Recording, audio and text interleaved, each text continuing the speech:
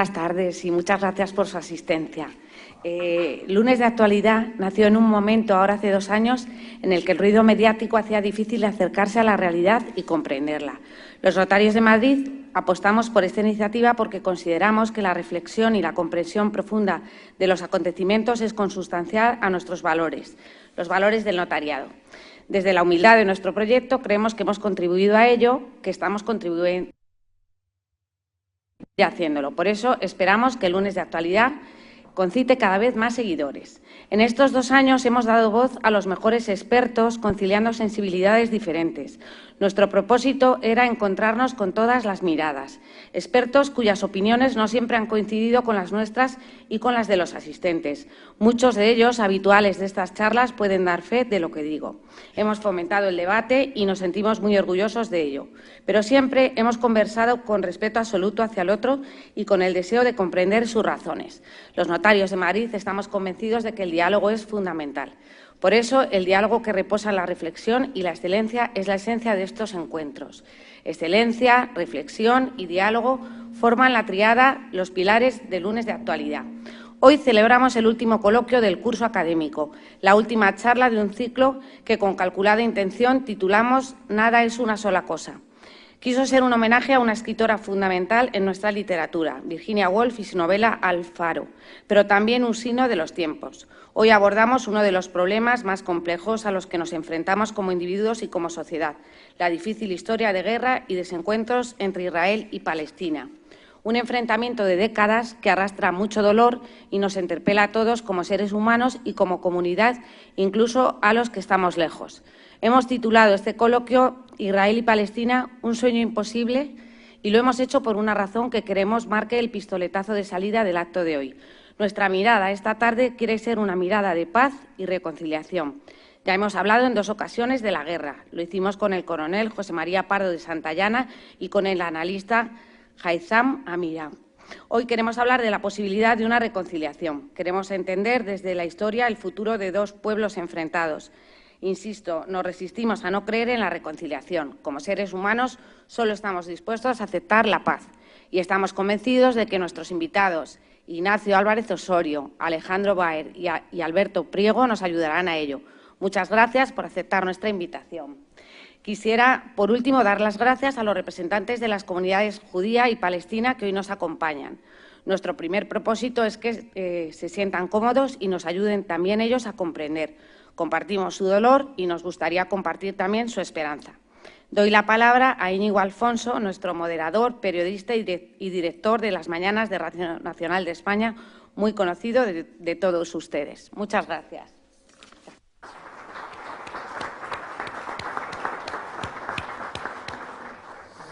Bueno, pues muchísimas gracias al Colegio Notarial de Madrid por querer contribuir en estos lunes de actualidad, que hoy es miércoles, este miércoles de actualidad, por ser el último probablemente sea la excepción, ¿no? Algo que frecuentemente se nos olvida, pero que es muy importante para tener una sociedad civil articulada, que es la participación en la conversación pública.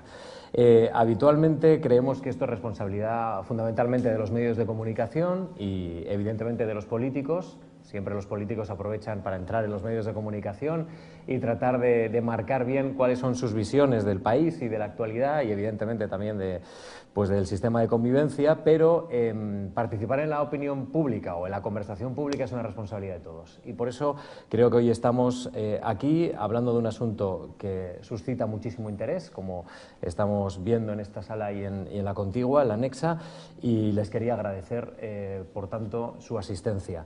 ¿Cómo vamos a dividir esta sesión? Pues vamos a establecer una conversación entre los tres invitados, luego abriremos un turno amplio pero rápido de preguntas de todos ustedes y daremos por finalizado el acto. No sé si con alguna conclusión, entiendo yo con más preguntas con las que entramos aquí, pero esto probablemente es muy bueno para poder contribuir, como decimos, a esa conversación pública. Voy a presentarles a nuestros invitados. Ignacio Álvarez Osorio es filólogo y catedrático de Estudios Árabes e Islámicos en la Universidad Complutense de Madrid. Profesor, muchísimas gracias por aceptar nuestra invitación. Gracias, de verdad. Es doctor en Filología Árabe por la Autónoma de Madrid, magíster en Relaciones Internacionales por la Fundación Ortega y Gasset Dirige en la Complutense el Grupo de Investigación sobre el Magreb y Oriente Medio y desde julio del 14 ejerce como vocal de la Junta Directiva del Comité Español de la Agencia de Naciones Unidas para los Refugiados Palestinos, la UNRWA, que está muy de actualidad también, desgraciadamente, en estas horas muy complicadas en Gaza.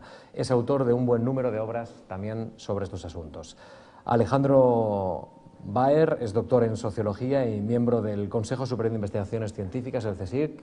Hola Alejandro, profesor, gracias también por aceptar nuestra invitación. Vosotros. Está especializado en estudios de memoria, genocidio, estudios judíos contemporáneos también.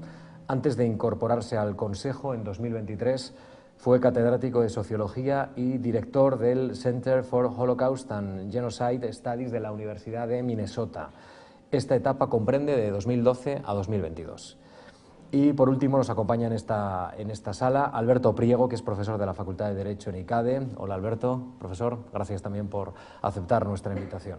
Es doctor en Relaciones Internacionales, es licenciado en Ciencias Políticas y de la Administración, en la especialización de Relaciones Internacionales. Ha sido visiting scholar en think tanks y en universidades extranjeras como la de Reading, Coimbra y en la School of Oriental and African Studies.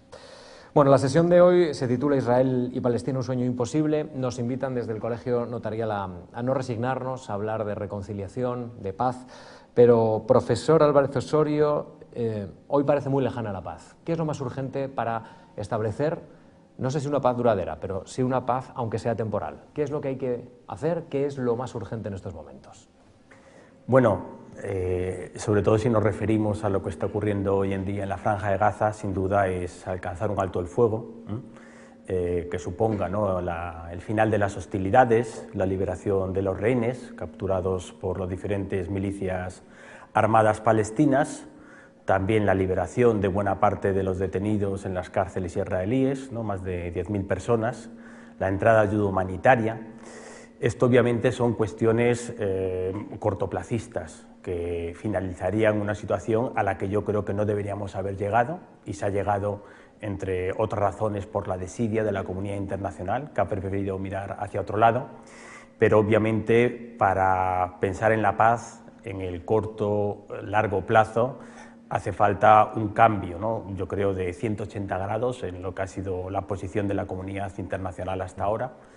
Y bueno, una negociación basada en el derecho internacional, es decir, el plan de partición de Naciones Unidas del año 1947 preveía el establecimiento de 2 estados, se cumplió solo parcialmente y hay un estado, que es el de Israel, pero no hay un estado palestino, a pesar de que buena parte de la comunidad internacional, la inmensa mayoría, yo creo que sigue apostando por esa vía, y por lo tanto yo creo que es de justicia que los palestinos puedan tener algún día un Estado soberano, con continuidad territorial, y que se respeten esas resoluciones fijadas, ¿no?, por Naciones Unidas en los últimos 60 años de conflicto. Profesor Baer, ¿cómo conseguimos la paz? El campo de la paz está muy reducido por ambos lados. Quizás ahí se podría añadir que es cierto que el ataque del 7 de octubre no es el principio del conflicto, hay una historia muy larga, pero las personas que creían en la paz en Israel y que fueron atacadas directamente el 7 de octubre en los kibbutz, las cooperativas agrícolas en la Franja de Gaza,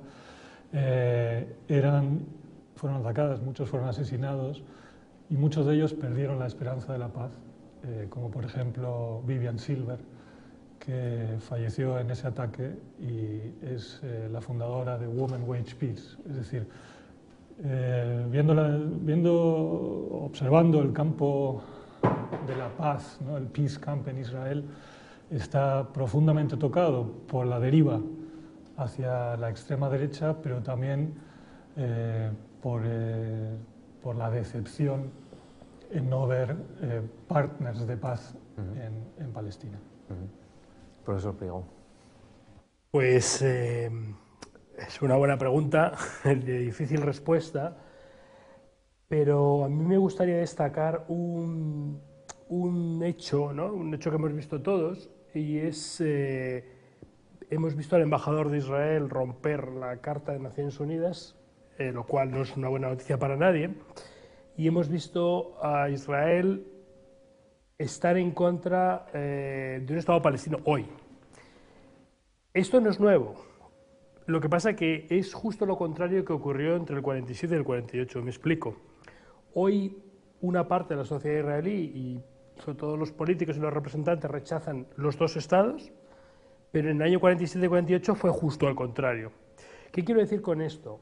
Llevamos 76 años de guerras, de sufrimiento, de tragedias personales como las que hemos visto el 7 de octubre, pero como las que estamos viendo todos los días en distintos lugares de Israel y de Palestina, y sinceramente todo esto no lo podríamos haber ahorrado, ¿no? Esto yo creo que es la principal lección que tenemos que sacar de todo esto. Nos lo podríamos haber ahorrado y nos podemos ahorrar muchas más muertes que pueden llegar si no tomamos una actitud decidida de intentar encontrar puntos de conexión, de convivencia, que yo estoy seguro que se pueden conseguir. Y me voy a ir no al 47, me voy a ir al 96, cuando los acuerdos de Oslo mueren y hay dos culpables claros, ¿no? Uno de ellos es Hamas, que se dedicó pues, a lanzar misiles, a poner bombas en autobuses, etc. Y otro es Netanyahu, que se presentó a las elecciones como Mr. Security, diciendo que los acuerdos de Oslo eran una traición, que no iba a poder garantizar nadie la seguridad, salvo que se aplicaran medidas. Esos dos actores son los principales obstáculos para encontrar la paz hoy. En esos 76 años, o en esos 28 años, ¿no? 38 años, no calculo mal, 28 años, ha habido muchas muertes, y vemos que las personas, o los grupos, o los actores que se oponían entonces a la paz siguen siendo los mismos. Por lo tanto, yo creo que el primer camino debe ser descabezar a aquellos que intentan poner obstáculos a la paz. Profesor Álvarez Osorio, hay un presidente de Estados Unidos, candidato demócrata, que en estos momentos está jugando la presidencia del país, muy presionado, que ha puesto encima de la mesa un plan, el plan Biden. Más allá de la respuesta que ha tenido por ambas partes, ¿es un plan viable? ¿Es un plan que puede estar bien enfocado, bien orientado para tratar de desatascar esta situación? Bueno, yo creo que el principal problema con Estados Unidos y con la administración Biden es que está tan escorada hacia un lado, que es hacia su aliado estratégico en la región, que es Israel, que ya no es creíble, ¿no? Ya no es creíble para la mayor parte de los actores regionales y tampoco para muchos actores internacionales. Es decir, podríamos hablar incluso de complicidad abierta, ¿no?, de la administración Biden con lo que está ocurriendo sobre el terreno. La magnitud de la destrucción de la Franja de Gaza es nunca vista, es algo que nadie ha visto desde hace muchísimo tiempo, ¿no?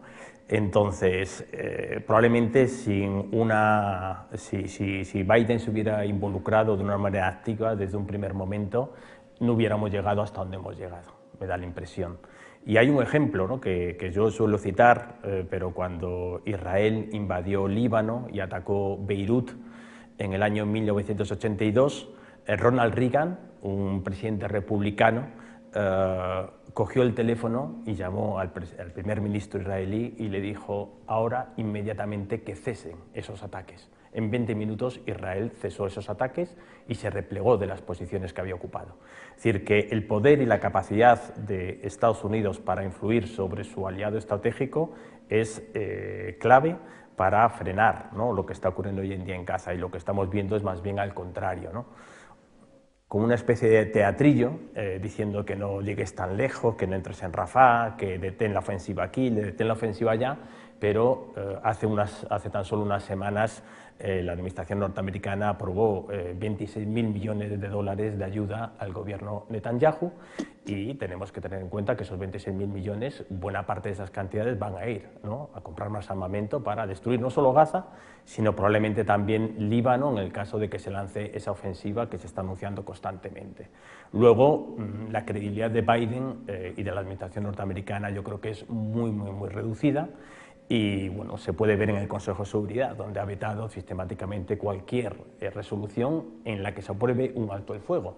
No estamos hablando de una resolución que imponga sanciones a Israel, sino un mero alto el fuego. Ha vetado todas y cada una de los intentos, ¿no? Por lo tanto, yo creo que no cabe esperar nada de la administración norteamericana, sobre todo en un contexto de elecciones presidenciales, donde las encuestas, como sabemos, están muy parejas y la cuestión, ¿no?, palestino-israelí va a tener un papel muy significativo porque puede desequilibrar la balanza.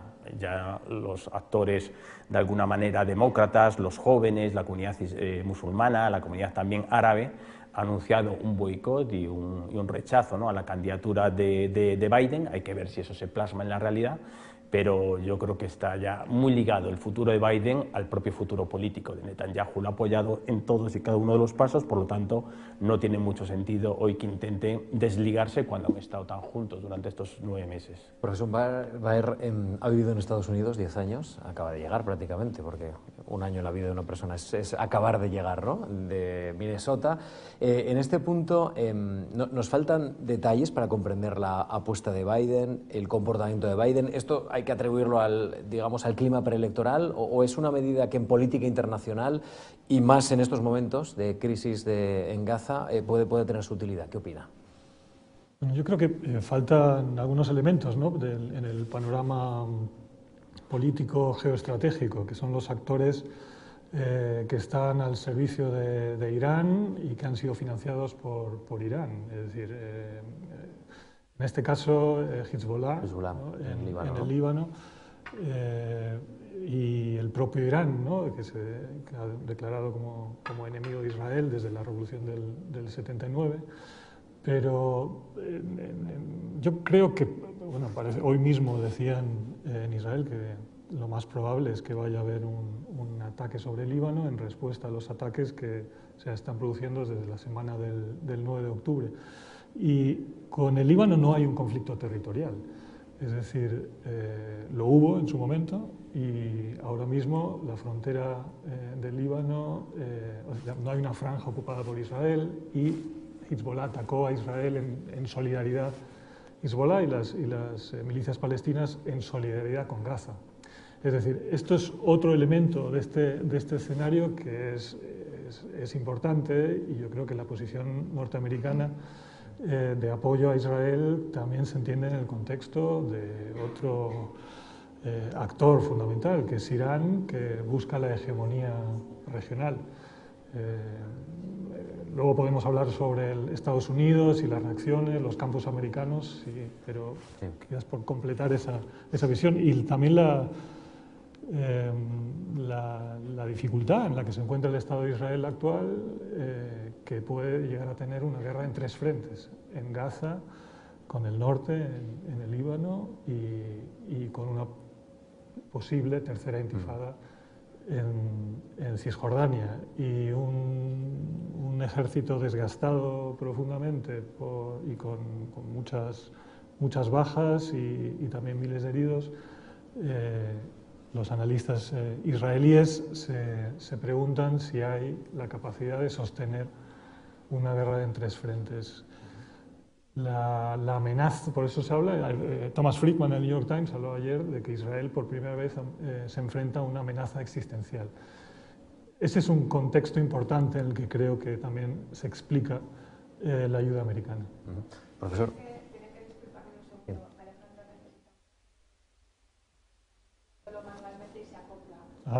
Que hable más alto. Eso me lo decían los estudiantes en Minnesota. Me lo dijeron a final de curso porque soy muy... Me dijeron, no se te oye.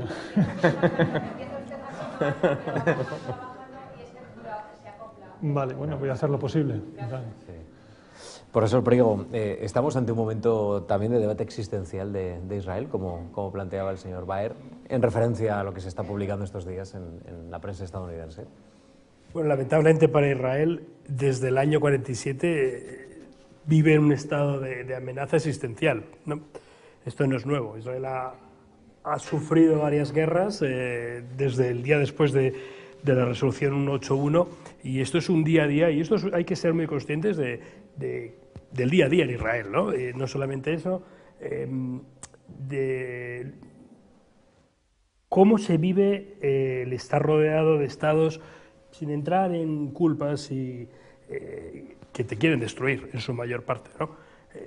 Yo viajo con cierta frecuencia a Israel y yo tengo una aplicación en el móvil que es una aplicación que te alerta del lanzamiento de misiles, tanto desde el Líbano como desde Gaza, como desde Cisjordania. y el tiempo para esconderte, buscar un refugio, es entre 25 segundos y 1 minuto y medio. Y como dice mi buena amiga Hanna Beris, que es una de las corresponsales de Onda Cero, da igual lo que usted está haciendo, incluso si usted está haciendo el amor, tiene que dejar de hacerlo para refugiarse, ¿no? Esa es la situación en la que vive la población de Israel. Da igual si estás a favor o estás en contra de una cosa o de la otra, no distingue, ¿no? Entonces, esa amenaza existencial ha influido negativamente, evidentemente, en la vida de los ciudadanos, pero yo sí que tengo la sensación de que los israelíes en los últimos años habían vivido una ficción respecto de su relación con los vecinos, ¿no? O sea, todos los que hemos estado en el aeropuerto de Ben Gurión, y yo creo que hemos estado todos los que estamos aquí, no sé si... Sí, también. Sí, o sea, el peor lugar de Israel es el aeropuerto de Ben Gurión, sobre todo para salir. Es el más hostil. Sí. Pero en los últimos años mi percepción era que la seguridad era menor, ¿no? Incluso yo en mis clases invito, cuando doy Oriente Medio, invito pues, a alguien de la delegación palestina y a alguien de la delegación israelí, y la seguridad en los últimos años de la parte israelí era muchísimo menor. Y había una sensación de que habíamos llegado a una situación en la que su relación con los vecinos era mejor, probablemente ficticia y propiciada por los acuerdos de Israel. Y eso es la base de lo que está ocurriendo ahora. ¿Por qué digo esto? Porque hay muchas teorías de la conspiración sobre el 7 de octubre. Podemos hablar de ellas, pero verdaderamente el problema del 7 de octubre, y esto lo dice Netanyahu en un libro que tiene, no es tanto la crueldad, el asesinato, el secuestro, el sufrimiento humano que está sufriendo la sociedad civil en Israel, sino el daño en el corazón de los israelíes y la pérdida de esperanza respecto de una solución pacífica al conflicto, ¿no? Eso es verdaderamente el daño que ha hecho Hamás, y probablemente es lo que Hamás quería que ocurriera, ¿no? Yo una vez discuto con compañeros míos o con amigos israelíes, con Alejandro también alguna vez hemos discutido sobre esto, y el problema del 7 de octubre no es el 7, es el 8. Es decir, ¿qué podía hacer Israel el 8 de octubre? Yo no soy un estratega, pero todas las situaciones, todas las soluciones, todas las posibilidades eran malas. Y todo lo que había conseguido Israel en los últimos años en términos de diplomacia pública, turismo, organización de campeonatos, incluso series de televisión que eran muy populares entre mis estudiantes, entre mucha gente, todo eso lo ha perdido. Entonces, ¿cómo se puede recuperar eso? Pues es muy complicado. Y es el verdadero daño y esa pérdida de esperanza, esa sensación de no podemos conseguir un acuerdo con nuestros vecinos, no podemos vivir en paz. Creo que es algo que debemos ser conscientes y de lo que se tiene que trabajar, porque es la base de la resolución del conflicto. Hay ya varios asuntos, profesor Osorio, Álvarez Osorio, ya sobre la mesa. Podemos entrar en cualquiera de ellos para matizarlos, para seguir completando. Yo tengo preguntas, por ejemplo, ¿el gobierno de Netanyahu va a gestionar la guerra y otro gobierno va a gestionar la paz? Bueno, para añadir alguna reflexión más sobre esta cuestión, ¿no? Hay que tener en cuenta que Israel es la principal potencia militar, la única en la región que dispone hoy por hoy de armas de destrucción masiva. Por tanto, yo creo que el conflicto sigue siendo muy asimétrico. Es decir, hay una parte fuerte, apoyada además por todos los países occidentales, por Estados Unidos, y una parte manifiestamente débil, la parte palestina, que ha sido abandonada a su suerte por toda la comunidad árabe. No ha acudido ni un solo país árabe en su ayuda. Entonces, bueno, a lo mejor hay una percepción, efectivamente, como decía Alberto, ¿no?, de amenaza existencial, pero bueno, si alguien está amenazado existencialmente, me da la impresión que son los palestinos de la Franja de Gaza. Debemos recordar esas cifras, que detrás de cada muerto hay un número, pero estamos hablando ya de 38.000 muertos, de más de 12.000 desaparecidos, 90.000 heridos, es decir, un escenario apocalíptico, 80% de las infraestructuras civiles destruidas, no hay ni un solo hospital operativo para 2,3 millones de personas, no se permite la entrada de agua, de alimentos, de medicinas, y esto en principio se nos dijo que era una guerra contra Hamás, pero obviamente ya ha dejado de ser una guerra contra Hamás y es una guerra contra el pueblo palestino. Entonces, bueno, probablemente, ¿no?, Alberto, ¿no?, y Alejandro, como habéis dicho, existe esa percepción de amenaza existencial dentro de la sociedad israelí, obviamente, pero en mi opinión tampoco tenemos que ignorar el sufrimiento de la otra parte y efectivamente, ¿no?, también hay una amenaza existencial contra el pueblo palestino que está amenazado, una expulsión masiva. Pero esto no lo digo yo, lo dicen los ministros del gobierno israelí día tras día, ¿no?, que va a haber una Nakba en el 2023 y que va a haber una expulsión masiva de la población y que los palestinos son responsables de lo que ocurrió el 7 de octubre. Son comparados también con los nazis y, por lo tanto, no hay distinción entre víctimas civiles y objetivos militares. Entonces, bueno, yo creo que es un escenario que, efectivamente, como ha mencionado Alberto, beneficia a los extremos, a los dos actores que están en los polos, que precisamente apuestan por un escenario cuanto peor, mejor.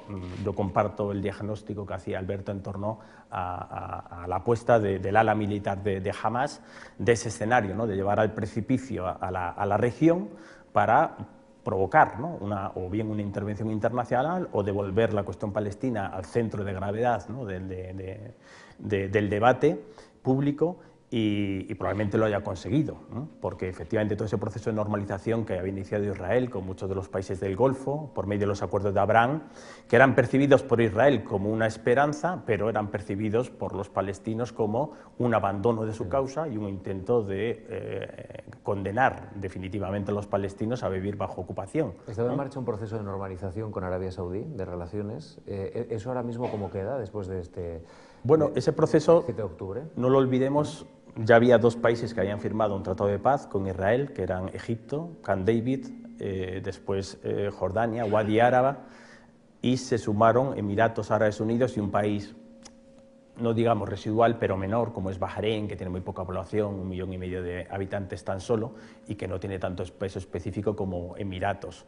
Y quizás la gran apuesta por parte de la administración Biden, culminar su legislatura con la consecución de un acuerdo que vendría a competir con el acuerdo que patrocinó Trump en los últimos meses de presidencia, que sería sumar a Arabia Saudí a esos acuerdos de Abraham, a los cuales también no olvidemos que también se sumaron Sudán y Marruecos, ¿no?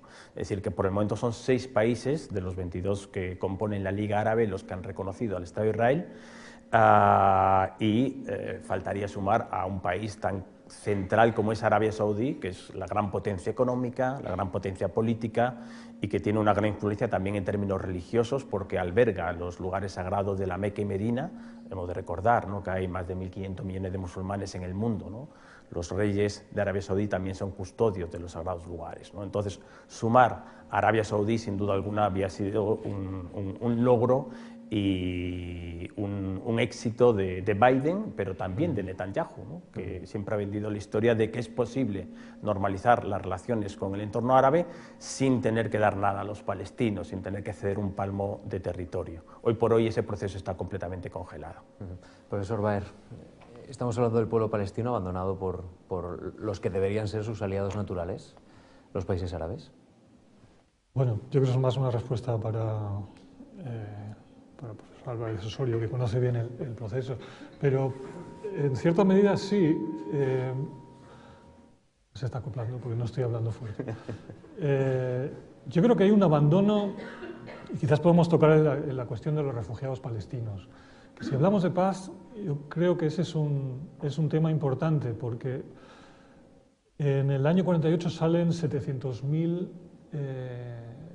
árabes del mandato británico de Palestina hacia los países vecinos o hacia Cisjordania y Gaza. Hoy estamos hablando de la cifra que maneja la UNRWA, si es correcta, son más o menos 6 millones de refugiados. Es decir, los refugiados palestinos son los descendientes, la mayoría de ellos, que han pasado 70 años, son descendientes de aquellos que emigraron en su momento, o que se refugiaron en su momento, que salieron, ¿no? Sobre eso hay debate entre los historiadores de un lado y de otro, salieron por la llamada o fueron expulsados por Israel durante la guerra. La cuestión es que fueron refugiados 700.000. Pero hay una cierta anomalía en la condición de refugiado, porque solamente los refugiados palestinos, para esta población, la condición de refugiado es hereditaria. Frente a ACNUR, y sobre esto acabo de aprender que eres vocal de UNRWA. UNRWA es una agencia específica para los refugiados palestinos, que tiene un presupuesto alto, que tiene el doble de...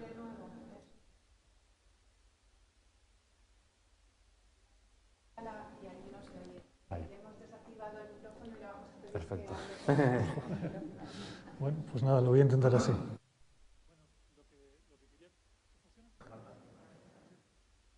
Eso es tenerlo. Sí, vale.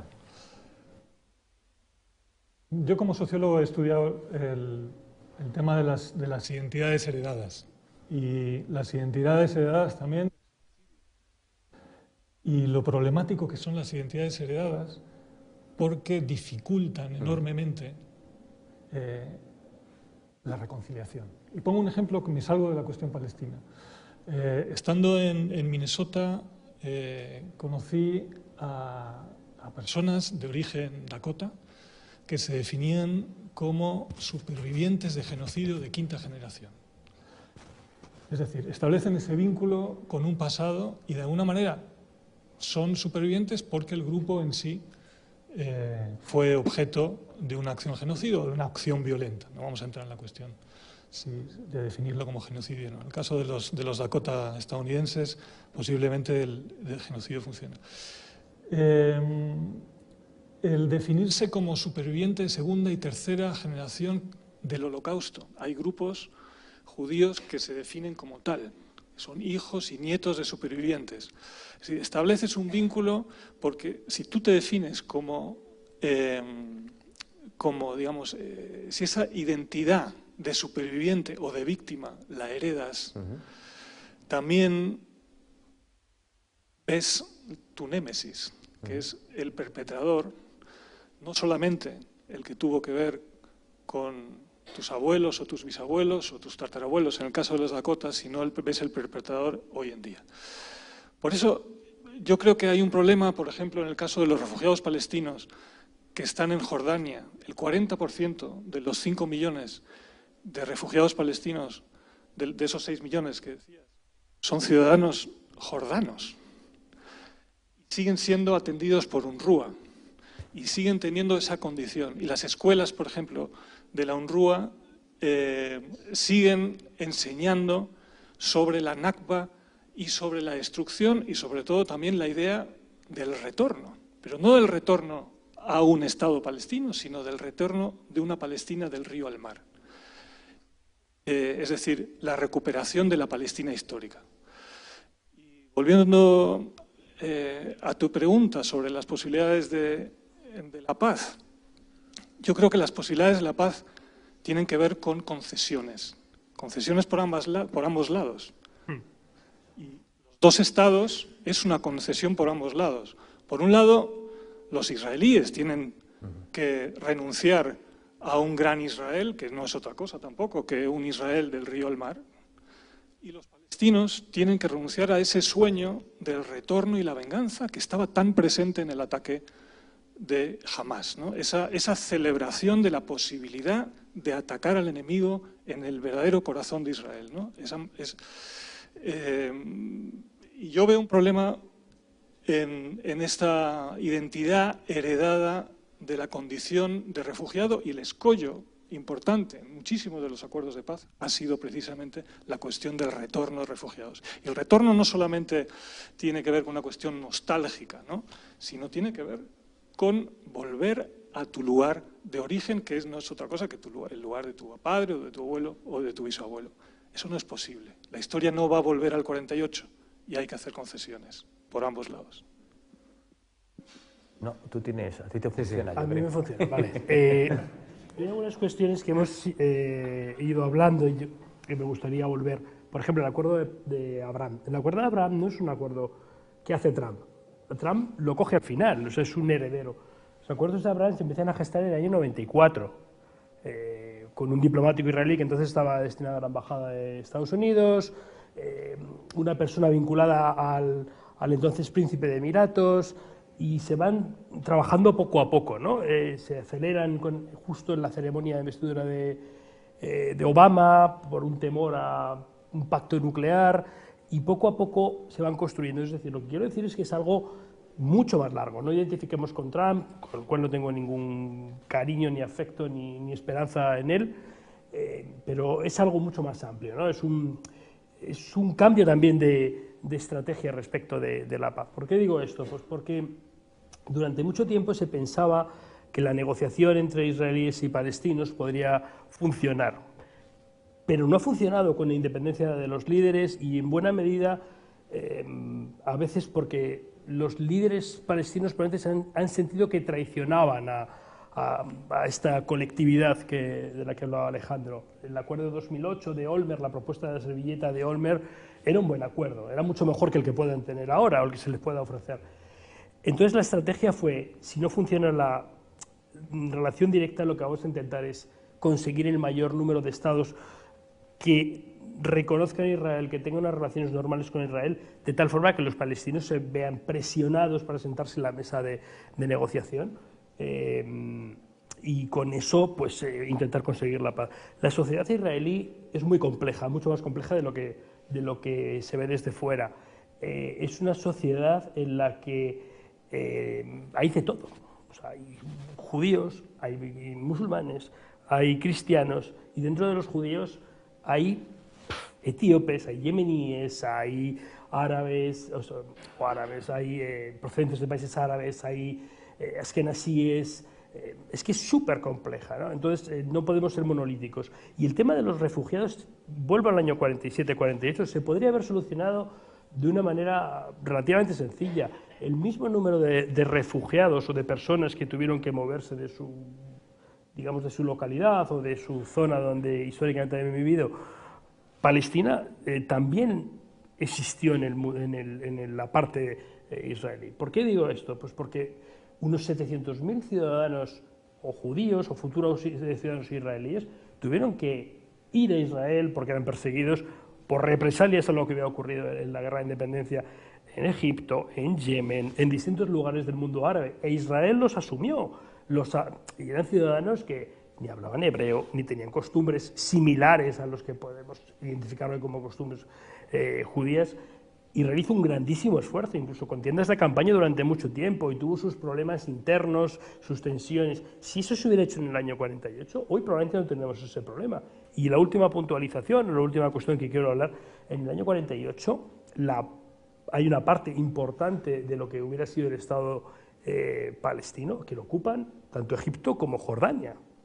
Es decir, los palestinos probablemente son la principal víctima de este conflicto, pero son tan víctimas de una parte israelí, que es una parte radical que ha mencionado el profesor de Osorio, que es una parte, insisto, pero también hay otra parte que les ha hecho mucho daño, y es que son los países árabes, tanto Jordania como Egipto. Ambos ocupan la Franja de Gaza y Cisjordania hasta el año 67, que es con la Guerra de los 6 días. Entonces, es un conflicto complejo. Y por último, hay una parte de extrema derecha en el gobierno israelí, que son Ben Gvir y que son Smotrich, pero es que esta parte no es la mayoritaria, evidentemente no es la mayoritaria de la sociedad israelí, solamente tienen 13 diputados, y además esta parte va contra, digamos, los palestinos, pero también contra los judíos normales, moderados, que pueden ser como nosotros. Y cuento una pequeña anécdota. Una semana antes de que muriera asesinado Rabin, que fue un shock en la sociedad israelí, Ben Gvir, que entonces era un joven, apareció con la placa famosa del Cadillac que tenía Rabin, diciendo: hemos llegado hasta el coche, pronto llegaremos hasta él. Es decir, yo insisto en que hay que aislar a los extremos, y en la medida en que se puedan aislar a los extremos, la paz será mucho más fácil. Ahora voy a dar la palabra al profesor Álvarez Osorio, pero ¿un gobierno que hace la guerra es un gobierno que puede hacer la paz ahora mismo en Israel? Bueno, la historia de Israel está llena de personas que eran halcones y se han convertido en palomas, desde Rabin hasta Simón Peres, incluso Begin, ¿no? O sea, Begin es un señor que tenía actividades delictivas durante el periodo del mandato, ¿no? O sea, hoy lo hubiéramos considerado un terrorista y luego recibió el Premio Nobel de la Paz y firmó la paz con Egipto. Yo, en ese sentido, yo no tengo ese determinismo, ¿no? Otra cosa es que si hablamos de la figura de Netanyahu, yo tengo ahí más dudas, pero porque sus intereses hoy probablemente son alargar la guerra el máximo tiempo posible. Profesor, hay dos referencias, una a la UNRWA y al estatus de los refugiados. Quiero que se refiera a esto, evidentemente. Dos, y siguiendo esta línea que hemos establecido, ¿quién representa hoy al pueblo palestino? Dos preguntas que nos llevarían una tarde responderlas cada una, pero claro, la cuestión de los refugiados yo creo que es importante, ¿no? Y sobre todo recordar que hay una resolución de Naciones Unidas, la 194, que habla de retorno y compensación por los daños, ¿no? Y por las pérdidas que sufrieron en el curso de la guerra 47-48. Yo creo que hoy por hoy está demostrado, la propia nueva historiografía israelí, ¿no? Benny Morris, Adi Schleim, Ilan Pape, en todos los libros, después de acceder a los archivos de la Haganá, ¿no? De las milicias armadas israelíes, se ha comprobado, ¿no? Que hubo planes de limpieza étnica en el conjunto del territorio, ¿no? Que el plan de partición daba a Israel. Los libros están traducidos, son historiadores israelíes y muchos de ellos, ya digo, traducidos, uno de ellos de Ilan Pape, que se llama La limpieza étnica de Palestina, basándose en todos los archivos, ¿no? Tanto del gobierno como del ejército israelí, ¿no? Con lo cual yo creo que, bueno, que no es un tema de debate si ha habido o no ha habido limpieza étnica, como no es un tema de debate si ha habido hoy, ahora en Gaza, desplazamiento forzoso. Es decir, el 95% de la población se ha quedado sin viviendas, no tiene a dónde retornar porque han sido destruidas. Podemos debatir si ha habido desplazamiento forzoso o no, pues obviamente ha habido desplazamiento forzoso, ¿no? Es decir, blanco y en botella. Y la UNRWA, importante la labor que ha desarrollado durante todo este tiempo en unas condiciones extremadamente adversas, ¿no? Bueno, a la UNRWA probablemente le gustaría disolverse, ¿no? Cuando se solucione la cuestión del problema de los refugiados y los palestinos tengan su Estado, ¿no? Entonces se disolverá, pero mientras haya un problema, ¿no? Y los palestinos, los refugiados en los países del entorno y los refugiados que viven en Gaza y en Cisjordania tengan necesidades, pues tendrá que seguir existiendo, le pese a quien le pese, a pesar de los ataques que se han ido lanzando, ¿no?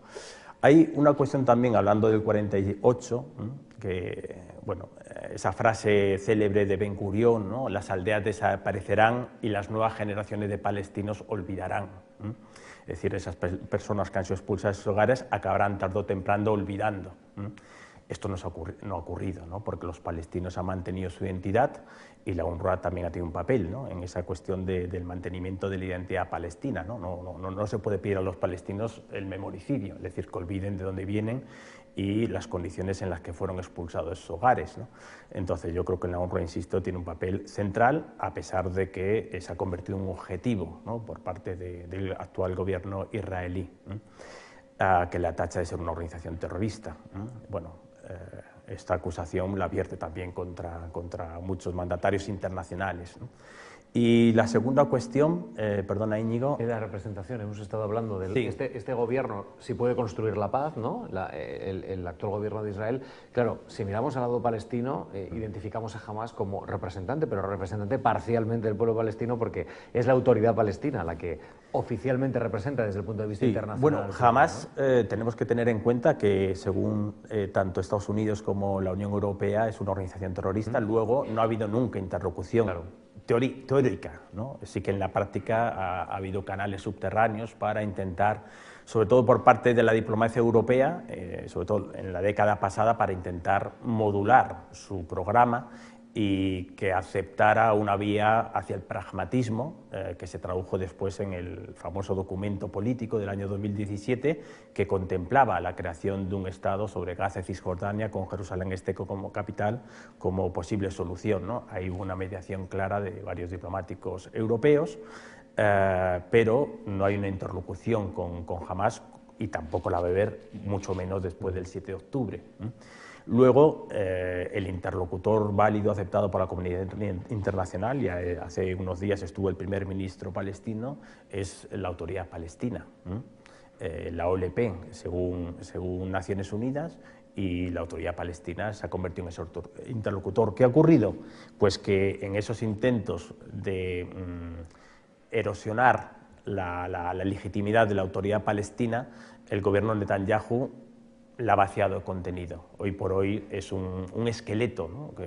Un castillo de naipes que un simple soplo de aire derriba, ¿no? No tiene estructura, no tiene capacidades, solo controla un 35% de Cisjordania.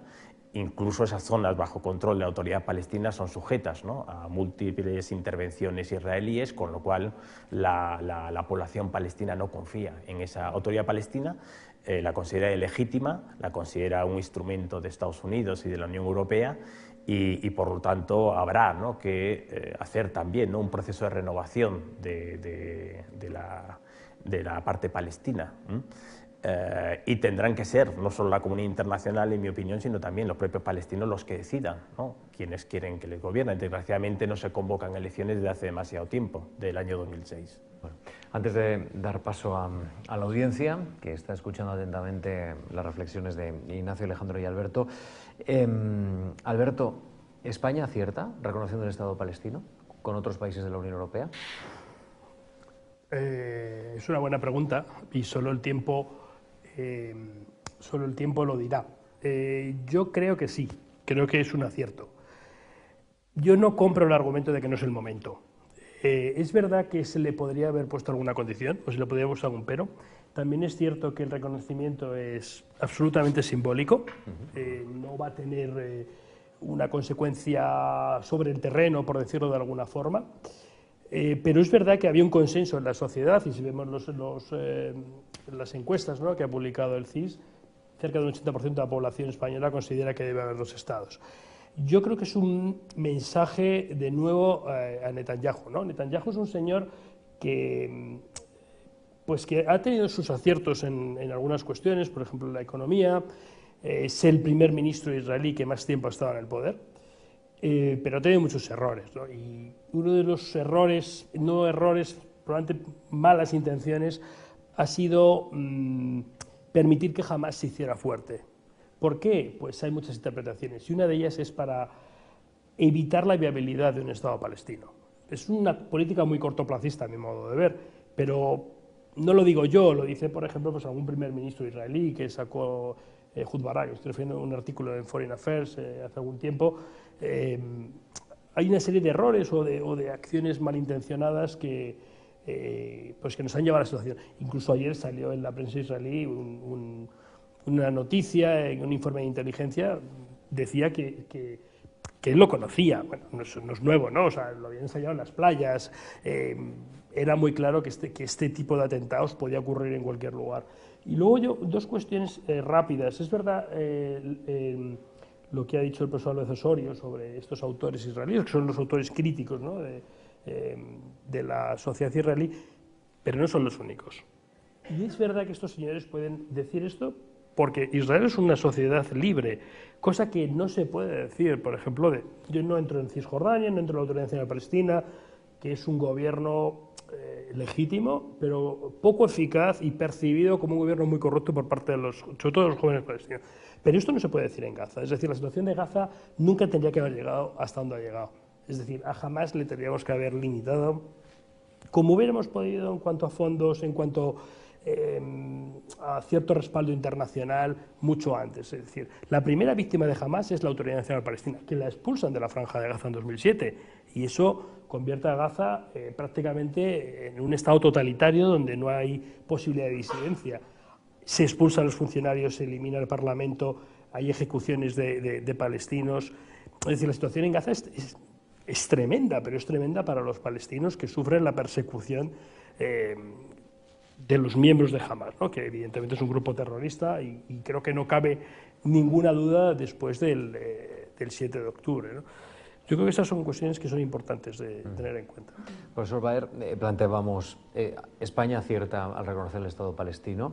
¿Cómo percibe usted la sociedad española en torno a una cuestión divisiva, evidentemente, como muchos de los asuntos internacionales, pero en el que también España tiene una relación histórica con ambos pueblos y con una experiencia muy concreta. ¿Cómo lo percibe usted, que además ha llegado de Estados Unidos justamente con esa mirada un tanto limpia, ¿no?, si me permite, que le permite ver algunos detalles que probablemente los que vivimos aquí hace tiempo ya los hemos normalizado, ¿no?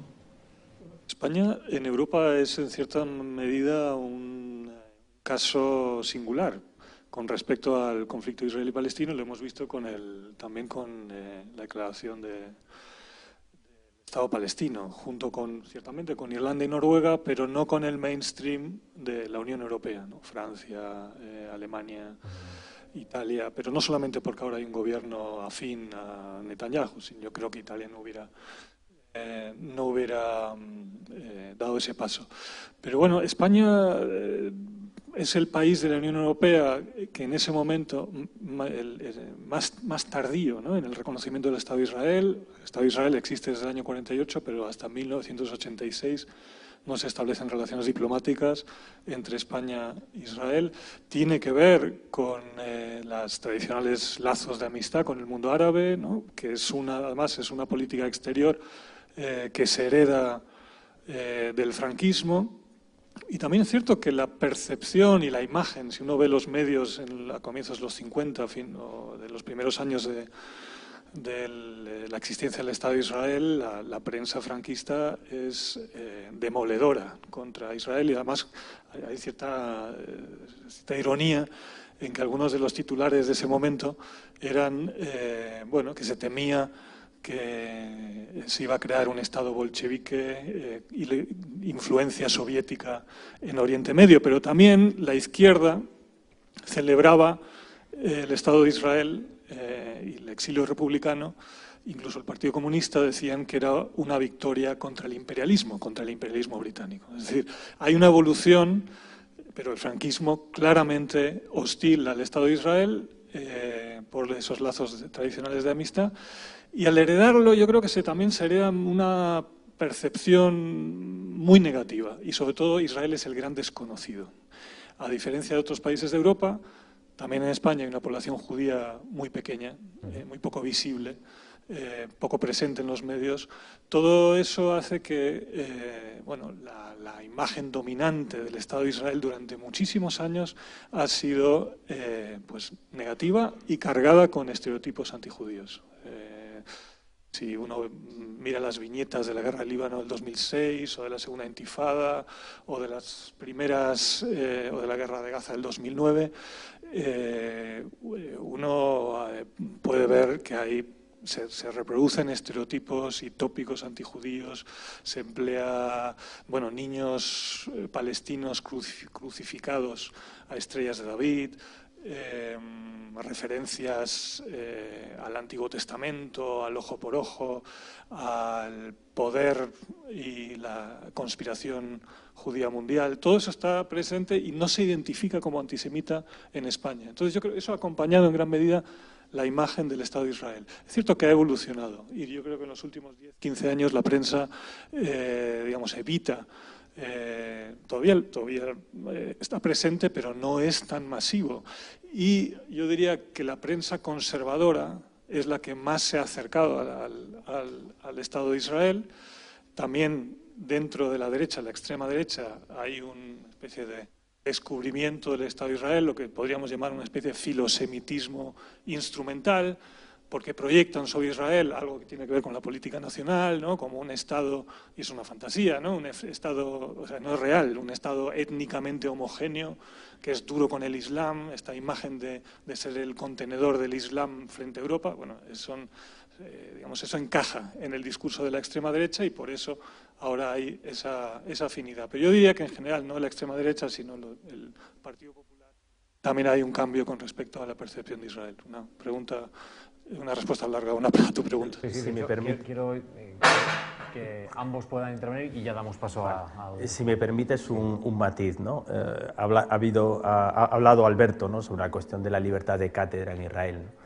Y como académicos yo creo que no podemos dejar pasar la oportunidad, ¿no?, de lo que está ocurriendo en Gaza. Las 10 universidades que había en Gaza han sido destruidas por Israel. 3 rectores han sido asesinados, más de 150 académicos, ¿no?, han sido asesinados, ¿no? Quien ha asesinado y quien ha destruido, ¿no?, las universidades no ha sido Hamás, ha sido Israel en el curso de esta ofensiva, ¿no? Y bueno, no solo eso, ¿no?, sino que muchos académicos israelíes sabéis que están teniendo grandes problemas, muchos han sido detenidos por denunciar lo que está haciendo el gobierno de Netanyahu en Gaza. Ha habido detenciones de 10, 15 académicos, algunos de ellos de Campo de la Paz, ¿no?, como Pellet, etcétera, etcétera. Y no olvidemos, ¿no?, que esos historiadores a los que había hecho referencia, comentabas, bueno, pudieron publicar esas obras efectivamente. ¿Dónde están hoy en día? No están en universidades israelíes. La mayor parte de ellos ha tenido que salir del país por las campañas y la presión que han recibido. Tuvimos en la Complutense a Avi Shlaim hace muy poco dando una conferencia, y también es el caso de Ilan Pappé. Uno está en Oxford, otro está en Exeter, y dijeron que tuvieron que salir de Israel porque había unas presiones muy fuertes debido a esas investigaciones que habían publicado, ¿no? Entonces, bueno, simplemente matizar esa cuestión. Eso, Ignacio, yo creo que si uno lee el diario Haaretz, uno lee artículos muy críticos, demoledores con la política del gobierno de Netanyahu, demoledores con la acción de guerra, y muchos de ellos están firmados por académicos israelíes. No sé qué pasó con Avi Shlaim o con Ilan Pappé, pero en Israel hay una sociedad abierta y un debate muy intenso, y es cierto que hay intentos por parte de la extrema derecha de acallarlos, pero por ahora ahí no se calla nadie. Alejandro. Sí, ¿no? Yo conozco muy bien las universidades israelíes y yo creo que he estado en todas menos en la Universidad de Ben Gurión. Ahora digo por qué no está la de Ben Gurión.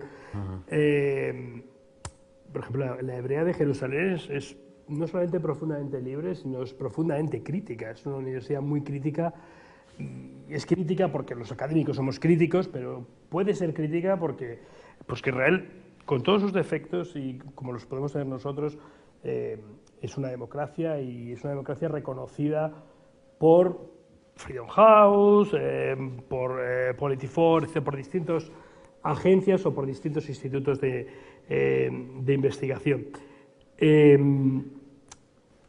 Yo creo, volviendo un poco a la cuestión que ha mencionado Alejandro, creo que los españoles tenemos que ser conscientes de quiénes somos y qué males tenemos, ¿no? Y los españoles somos muy antisemitas.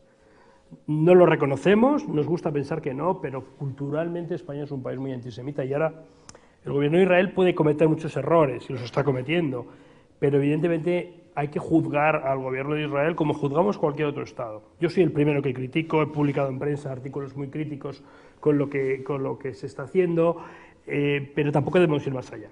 Y muchas veces se va más allá y se hacen juicios que a lo mejor no se harían con otros estados, que no se hizo, por ejemplo, con Estados Unidos cuando actuó en Irak, etcétera, ¿no? Entonces, yo creo que esa cuestión tenemos que ser conscientes de ella, los españoles como tal tenemos que ser conscientes de ese antisemitismo histórico que tenemos. Todos recordamos dichos, acciones, nombres de pueblos con elementos antisemitas. Eso es verdad que se está intentando revertir. Es verdad que, por ejemplo, España tiene un plan de lucha contra el antisemitismo que, por cierto, ahora más o menos se cumple un año, que se están llevando a cabo medidas, pero eso quizá en declaraciones de personajes públicos nos está saliendo un poco lo peor, ¿no? Y yo creo que eso también tenemos que denunciarlo. Bueno, pues tenemos por delante 40 minutos de conversación con la audiencia. Hay 2 salas. Ustedes aquí, en esta, tienen la posibilidad de preguntar con el micrófono, pero es verdad que hay otra sala en la que, si nos transmiten las preguntas por escrito, pues también las iremos transmitiendo a los invitados. Así que empezamos ahora. Les voy a pedir mucha concisión porque entiendo que es una materia enormemente interesante y con mucho interés. Buenas tardes, felicidades por la... Gracias, de verdad. Bueno, para ser muy rápido, quería hacer 2 preguntas, a ver si me podéis decir. Una es, cuando se crea Naciones Unidas, enseguida se reconocen los 2 estados, Israel y Palestina. En la normativa jurídica internacional, la que se subsana o la que se apoya esa creación, ¿realmente qué alcance tiene? ¿Es una normativa firme? ¿Qué credibilidad tiene? Porque para entender un problema hay que entender de dónde nace. Entonces, habría que saber esa normativa que se aplica para el reconocimiento de ese Estado. ¿Tiene Naciones Unidas la potestad de reconocer otros Estados en otras partes del planeta? Esa sería una pregunta. La otra es, los que entendéis mejor al pueblo de Israel, en el israelita de la calle de pie, ¿cómo entiende la proporcionalidad de los hechos? Es decir, si yo busco un camino para llegar a un sitio, las acciones que voy tomando para hacer ese camino son las que van a determinar el destino al que voy a llegar. ¿Realmente en Israel creen que las acciones que se están llevando a cabo a día de hoy van a posibilitar una salida real al conflicto? ¿Hay alguien de los presentes que estáis ahí que realmente creéis que la solución que se está dando tiene una salida real, viable, más allá de crear más terroristas? Muchas gracias.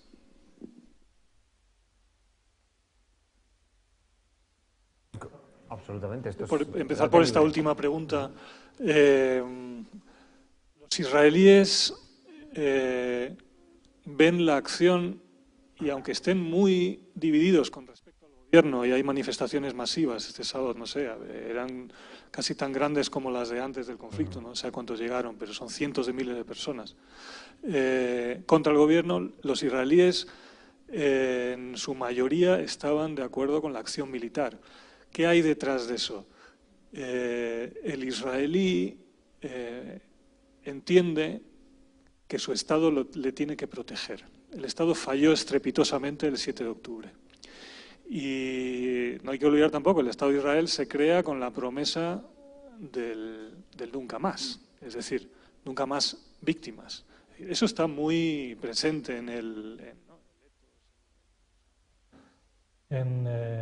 la idea que tiene el ciudadano israelí de su Estado, que tienen los judíos también en el mundo del Estado de Israel. Entonces,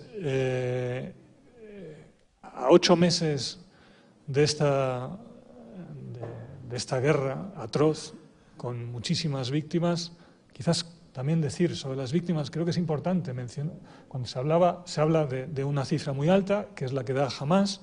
Es posible que sea, ¿no? Es una estimación, pero Hamás nunca distingue entre combatientes y no combatientes. Según el Estado de Israel, hay entre 8 y 10.000 combatientes. Desde luego que la cifra de víctimas de víctimas civiles, de daños colaterales, es altísima. Pero volviendo a tu pregunta, yo creo que a día de hoy lo único lo que se puede pretender, o lo que puede aspirar Israel, es a volver a una situación de gestión del conflicto. Jamás, muy difícilmente va a ser eliminada. Esta idea de la victoria total es un imposible. Por otro lado, también es cierto que en estos meses se ha limitado la capacidad operativa de Hamás de manera importante. Bueno, tengo micrófono. Hay una cosa que no hemos dicho y que creo que es importante que digamos, y tiene mucho que ver con la pregunta, con las dos preguntas que ha dicho la persona que ha intervenido.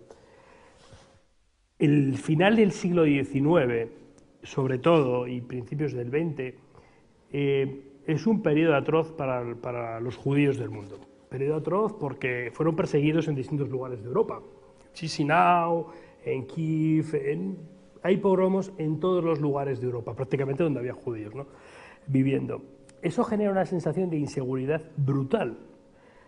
El Estado de Israel, en el sentido más amplio, ¿no?, desde que empiezan las aliyás a final del siglo XIX hasta su creación, es percibido, como ha dicho Alejandro, como un lugar seguro para los judíos. Hay una canción muy famosa de un cantante jasídico, Mordejai Ben David, que dice: nunca más tendremos que sentir miedo, nunca más volveremos a tener dolor y nuestras cicatrices serán sanadas. Esa es la idea de Israel. Por eso es tan importante que exista Israel y que Israel sea un Estado que dé seguridad a sus ciudadanos. Pero sus ciudadanos, cuidado, el 25% no son judíos y muchos son musulmanes. Es decir, Israel es un Estado que tiene 16, 15 diputados árabes, incluso algunos miembros de los hermanos musulmanes, islamistas, ¿no? Entonces, lo que ocurre el 7 de octubre nos lleva en los peores momentos del pueblo judío. Es un pogromo, de nuevo. Son imágenes grabadas en la memoria de cualquier judío. Si ustedes ven la película Golda, cosa que les recomiendo, pues se leen la autobiografía, que les recomiendo aún más, ¿no? Golda está marcada, Golda Meir, está marcada por su infancia en Ucrania. Y ella dice, yo recuerdo escondida detrás de la puerta, mirando por debajo, viendo cómo asesinaban a niños, cómo jugaban con las cabezas decapitadas de niños. Entonces, ella en un momento dado, la película se ve muy bien en la guerra del Yom Kippur, dice, mi obligación es que ningún niño tenga que volverse a esconder en un sótano como me escondía yo. Ese es el Estado de Israel. ¿Qué ocurre? En el periodo del mandato británico hay un momento en el que los judíos sufren muchos pogromos, pues el pogromo de Hebrón, donde había una convivencia pacífica, el de Jerusalén, hay distintos pogromos en los que los judíos son perseguidos y son asesinados. Eso es lo que ocurre el 7 de octubre. Y en el periodo del mandato los judíos están divididos entre unos que dicen hay que confiar en la autoridad británica y no hay que responder, y otros que dicen sí hay que responder. Y eso es lo que ha ocurrido el 7 de octubre. Los judíos han vuelto a sufrir, a vivir en sus propias carnes, muchísimos años después, la persecución. Yo no he visto el vídeo que hay de 46 minutos en el que se ven las atrocidades porque no lo he querido ver, a mí no me hace falta verlo. Pero sí que es importante que se sepa lo que ocurre. Niños decapitados, bebés metidos en un horno, violaciones masivas, amputaciones, distintos tipos de atrocidades. Todo esto no ocurre en el año 2024, ocurre en el 2024, en el 1939, en el 29, en el 1904, es decir, es una historia larga. Y ahora les cuento, les he dicho antes, por qué no visité la Universidad de Ben Gurión. El 8 de octubre había un congreso de estudios judíos en la Universidad de Beerseba, al cual yo estaba invitado, de hecho sea de paso, y yo decidí ir porque tenía algo que no me sentía cómodo. Y había una pequeña excursión pues, por la zona de los kibbutz. Algunos de los miembros de ese congreso fueron asesinados, y muchos de ellos ni eran judíos, ni eran nada, pues simplemente porque estaban por la zona. ¿Por qué digo esto? No fue un atentado solo contra los judíos, porque hay nepalíes, hay tailandeses, hay prácticamente de todas las nacionalidades. Fue un atentado contra un modo de vida. Yo planteo siempre que esto forma parte de un escenario mucho mayor, un escenario de desestabilización mundial. Tú has mencionado a Irán. Irán era el primer interesado en que Israel reaccionara como está reaccionando, porque echaba por los aires los acuerdos de Abraham. Rusia es el primer interesado en que ocurra lo que está ocurriendo en la Franja de Gaza. ¿Por qué? Pues porque nos divide a los europeos, porque la ayuda a Ucrania se ha dividido. Y de esto también tenemos que ser conscientes. Es decir, esto no es un hecho aislado, forma parte de un problema mucho mayor. Tenemos más preguntas de la sala, de la sala que llega con una misiva. Tengo dos preguntas para Ignacio.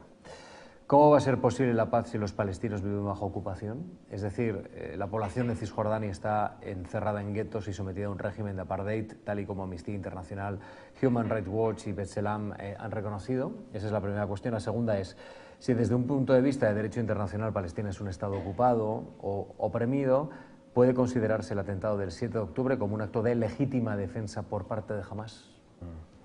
Bueno, yo voy a empezar refiriendo que creo que no lo habéis contestado, ¿no? La cuestión del plan de partición del año 47, ¿no? La propuesta, la resolución 181 no deja de ser una propuesta, es decir, una propuesta que se establezca un Estado o dos Estados, uno para el pueblo judío, otro para el pueblo palestino, ¿no? Lo curioso es que esa propuesta se lleva a la práctica y es algo que nunca jamás ha ocurrido, ¿no? en la historia de la Asamblea General. La Asamblea General no tiene capacidad para decir si se crea o no se crea un Estado, ¿no? Y lo curioso también es que después Israel se ha revuelto contra las Naciones Unidas, que son precisamente quienes han establecido ese Estado, ¿no? Es decir, por ejemplo, ha acusado, ¿no?, al actual secretario general, Antonio Guterres, de ser un nazi antisemita, ¿no?, por pedir mesura en esas operaciones contra la Franja de Gaza, ¿no? Ha roto la Carta Nacional, ¿no?, el diplomático, el embajador de Israel, ¿no? Y lo curioso es que cuando se establece, bueno, se aprueba el plan de partición y posteriormente se establece el Estado de Israel, es inmediatamente después de la Shoah, del Holocausto, ¿no?, que acaba con la vida de millones de judíos, pero también coincide con la apertura del proceso de descolonización. Y Naciones Unidas apoya un proyecto colonial, como es la creación del Estado de Israel por colonos eminentemente de origen europeo, askenazi. Entonces, al mismo tiempo que llama a las potencias internacionales, a Francia, a Gran Bretaña, que descolonicen sus territorios, al mismo tiempo está apoyando un proyecto colonial como es Israel. Y después, todas las referencias que están haciendo al 7 de octubre, es que esto no empieza el 7 de octubre. Y el problema es que hoy por hoy quien está al mando en Israel es un gobierno que quiere anexarse todos los territorios ocupados palestinos, y con eso paso a responder las preguntas que se han formulado. Es decir, que en el programa de gobierno de Netanyahu está la imposición de la soberanía israelí entre todos los territorios comprendidos entre el río Jordán y el mar Mediterráneo, es decir, la anexión de Gaza y de Cisjordania. El gran problema, como lo era en el año 1948, es que hay población palestina en esos territorios. ¿Qué va a pasar con esa población palestina? Por ahora ya hemos visto que Gaza ha quedado reducido a cenizas. Ahora los ministros radicales, Ben-Gvir y Smotrich, dicen que hay que aplicar la misma medicina para Cisjordania. Es decir, convertir esos territorios en inhabitables, sin universidades, sin centros médicos, sin hospitales, para crear unas condiciones de vida tan extremas que la población se vea forzada a emigrar, que es lo que pretende el actual gobierno, y no solo los sectores radicales, ¿no?, porque sale Smotrich, Ben-Gvir como si fueran una excepción, pero también buena parte del Likud confía en esos postulados, ¿no? El gran problema es que hoy por hoy, en ese territorio comprendido entre el río Jordán y el mar Mediterráneo, hay la misma proporción de judíos que de palestinos. Hay 7,3 millones de cada uno de ellos, ¿no? Entonces, ¿hacia dónde quiere ir Israel?, ¿no?, que es una pregunta también que está flotando, ¿no? Hoy por hoy habéis hablado de democracia obviamente para el pueblo judío. Los palestinos en Israel no tienen los mismos derechos que los palestinos, es obvio. Habla con cualquier palestino que te lo dirá. Y los palestinos que viven bajo ocupación obviamente están en un sistema de apartheid, como se ha dicho, ¿no? Entonces, ¿qué camino quiere seguir Israel, ¿no? Es decir, ¿cómo se contempla en un futuro, ¿no? Y no olvidemos que algunos intelectuales israelíes, por ejemplo, David Grossman, que está promocionando su último libro estos días en la prensa española, dicen muy claramente, ¿no?, que Israel se encamina hacia una guerra civil o incluso hacia la autodestrucción. Es decir, esa polarización de la sociedad, esos proyectos que son irreconciliables los unos de los otros, ¿no?, y esa apuesta de ciertos sectores por la colonización a cualquier precio del territorio palestino, ¿es compatible primero con el derecho internacional? Obviamente no. Entonces, bueno, ¿hacia dónde va Israel, ¿no? ¿Quién va a dirigir lo de Israel? Y si es efectivamente, antes se ha hablado de los acuerdos de Oslo, claro, ahí hablamos del campo de la paz. Cuando se hacían elecciones, el Partido Laborista, el Meretz, obtenían unos respaldos muy sólidos por parte de la sociedad israelí a esa apuesta que hicieron por los acuerdos de Oslo y por la negociación y por el diálogo. Hoy por hoy, esos dos partidos de carácter izquierdista son residuales. Si tuvieron 60, 70 escaños en esas épocas, hoy por hoy tienen 4 escaños de 120, lo cual quiere decir que la sociedad israelí va hacia otro lado, ¿no? El campo de la paz prácticamente no existe, desgraciadamente, con lo cual es muy difícil, de alguna manera, buscar un interlocutor entre la parte palestina, lo reconozco, pero también es muy difícil encontrar un interlocutor en la parte israelí. Bueno, hay otros partidos como Cajol Belabán que representan el centro político y... Bueno, pero su máximo dirigente estaba en el gabinete de guerra, jefe del Estado Mayor, y es el que ha autorizado todo lo que está ocurriendo en la Franja de Gaza. Si Gantz es la esperanza... Pero él se salió del gabinete de guerra precisamente porque Netanyahu no tiene un plan para el día después. Es decir, es importante señalar eso. Es decir, Gantz no es Netanyahu. Y Yair Lapid, ¿no? O sea, hay bastantes voces críticas, muchas voces críticas, hay manifestaciones en las calles. Críticas con Netanyahu, pero no con lo que se está haciendo en Gaza. La propaganda electoral en el año 2019 de Gantz, ¿cuál era? cómo había destruido completamente la Franja de Gaza y las víctimas que había provocado la ofensiva israelí. Es decir, que no creo que Gantz pueda ser considerado campo de la paz, bajo ningún concepto. Ahí quisiera hablar y lo escuchamos mucho, ¿no? Israel como proyecto colonial. Yo creo que eso es una simplificación del problema o de la historia, porque Israel o el sionismo, el proyecto sionista tiene elementos de lucha anticolonial contra los británicos. Es un movimiento de liberación nacional, el sionismo en sí mismo. Mencionaste a Begin antes. Y luego tiene mucho en común con el nation building, ¿no? La construcción estatal postcolonial con otros estados. Ahora, también hay elementos coloniales en la ocupación. Eso no lo podemos negar. Y creo que también ahí es importante el matizar. Es decir, sí, un régimen de ocupación militar, hay dos leyes.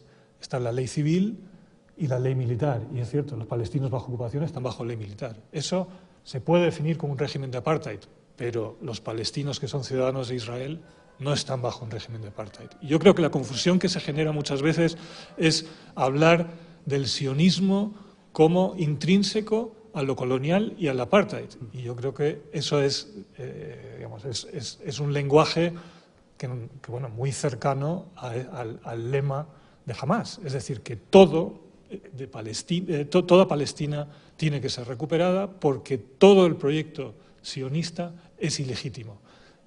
Pero eso no lo digo yo, lo dice Ben Gurión y lo dice Vladimir Jabotinsky, es decir, los creadores del sionismo. Es quizá el mejor de los ejemplos, ¿no? Vamos a devolver la palabra. Una cosa sí que quiero decir, porque hay discursos... Les voy a pedir que... Son 25 segundos. Sí, puede ser, porque hay muchísimas 23, preguntas y vamos a intentar intentar ser muy concisos. Se habla de apartheid en Israel.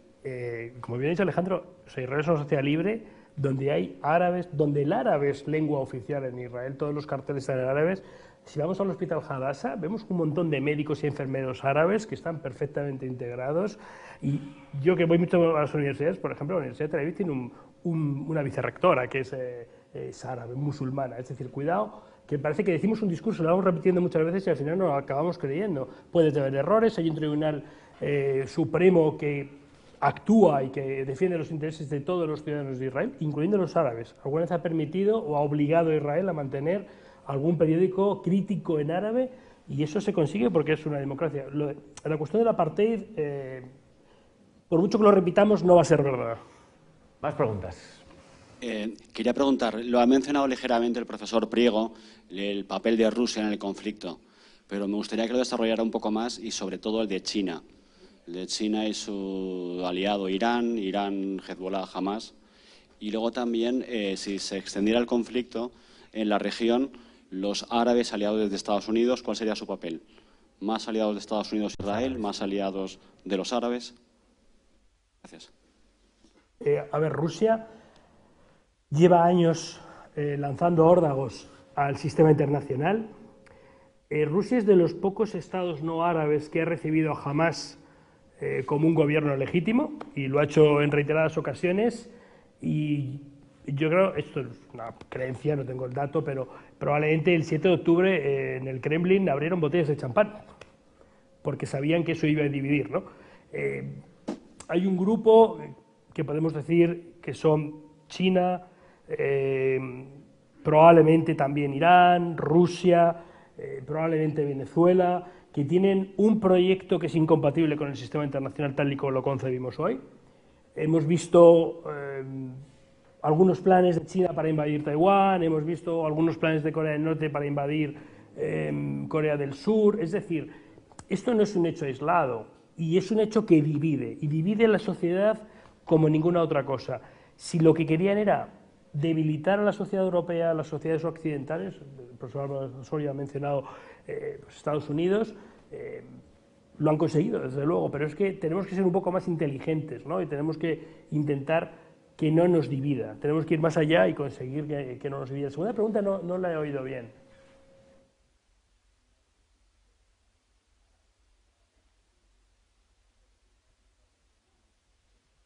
¿Sería más del lado de Palestina como árabes o de Estados Unidos como aliado estratégico? Un conflicto regional que Sí, pues de toda la región. interviniera, por ejemplo, Irán. Sí. A ver, los países Una guerra árabes... árabe contra Israel. Es que yo no creo que ningún país árabe vaya a actuar contra Israel. O sea, en una guerra abierta, un conflicto. Yo no creo que eso se vaya a producir. O sea, no creo... Israel, con mejor o peor relación, tiene relaciones, se reconoce mutuamente con Jordania, con Egipto, con Marruecos, con Emiratos, con Bahrein, con Sudán. Y si salimos del mundo árabe y entramos en el mundo islámico, con otros muchos estados. Hoy, por ejemplo, Kosovo, si no estoy equivocado, que nosotros no lo reconocemos, pues ha declarado que va a llevar la capital a Jerusalén. Es decir, hay un conflicto histórico, ¿no?, que poco a poco se va mejorando, y yo no creo que ningún país árabe hoy, yo no soy un experto en el mundo árabe, vaya, por decirlo así, a complicarse la vida por Palestina. Los palestinos fueron abandonados hace muchos años por los árabes y utilizados por los árabes reiteradamente, y creo que eso va a seguir. Pero yo no soy un experto en el mundo árabe, ni mucho menos. Ignacio. No, yo creo que los países árabes hoy por hoy no están, ¿no? Por la labor... Por supuesto, ¿no? Hay que descartar por completo cualquier tipo de alianza o de coalición para combatir a Israel. Es decir, han normalizado las relaciones, muchos de ellos. Otros tienen relaciones por debajo, ¿no?, de la mesa. Omán, por ejemplo, Arabia Saudí, tiene unas relaciones excelentes con los servicios de inteligencia, cooperan en términos de seguridad. Por lo tanto, yo creo que incluso muchos países árabes ven a Israel como aliado potencial. Y precisamente por todo lo que se ha mencionado antes, ¿no?, con la necesidad de formar un bloque para contener el expansionismo de Irán en la región, que afecta a muchos países de la península arábiga. Entonces, bueno, yo creo que sobre todo a raíz del anuncio del presidente Obama en el año 2006 de replegarse progresivamente de la zona Oriente Medio, el petróleo no tiene el mismo protagonismo que en la época de la Guerra Fría. La principal potencia petrolífera hoy por hoy es Estados Unidos, ya no es Arabia Saudí, y anunció esa voluntad de centrarse en el Indo-Pacífico.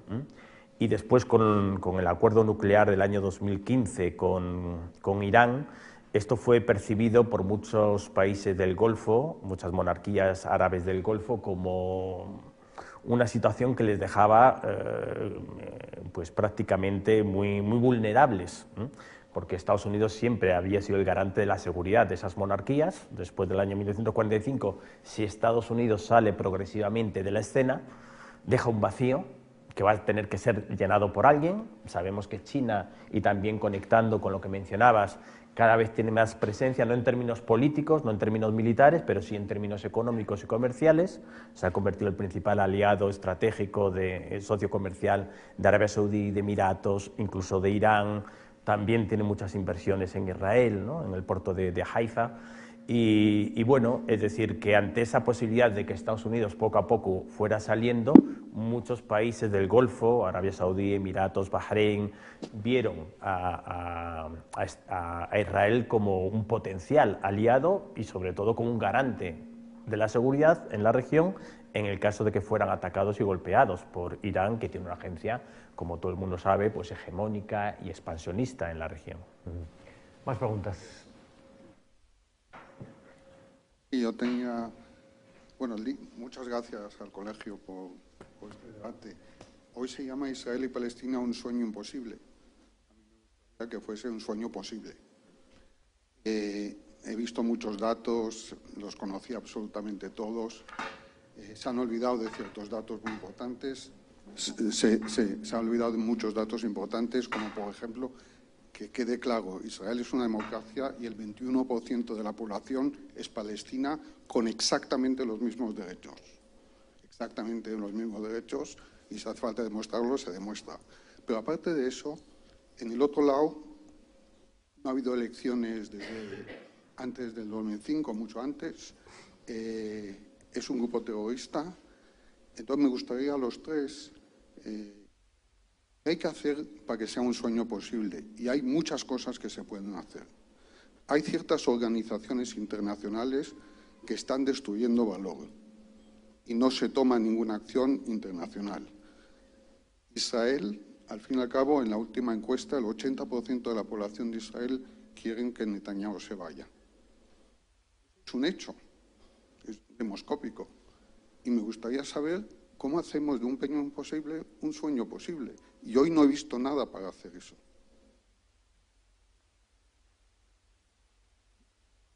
Esa es la primera pregunta, ¿no?, que nos has planteado, ¿no?, así en frío. Efectivamente, era lo más urgente, a lo mejor, yo planteaba, sí. si no has escuchado nada es porque tampoco podamos ser excesivamente optimistas, me da la impresión, ¿no?, con la situación que hay sobre el terreno, con la imposición de tesis maximalistas en uno y otro lado, y con la desaparición prácticamente de las voces críticas y que demandan un diálogo. Aparte del derecho internacional, yo creo que lo mínimo, el primer paso, sería a nivel de empatía.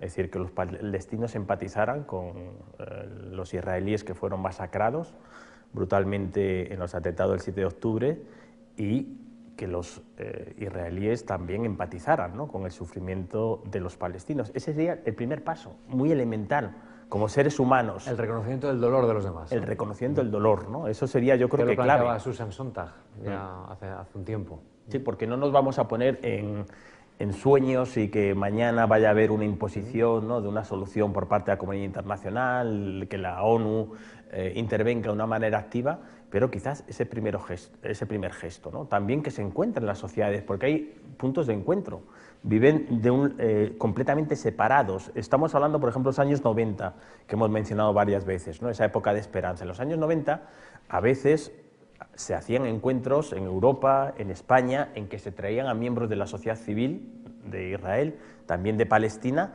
a que se encontraran. Y yo siempre tenía la pregunta diciendo, bueno, ¿y esto por qué no se hace en Jerusalén? Porque mucha gente a lo mejor era de Jerusalén, y Jerusalén es una ciudad que no está dividida.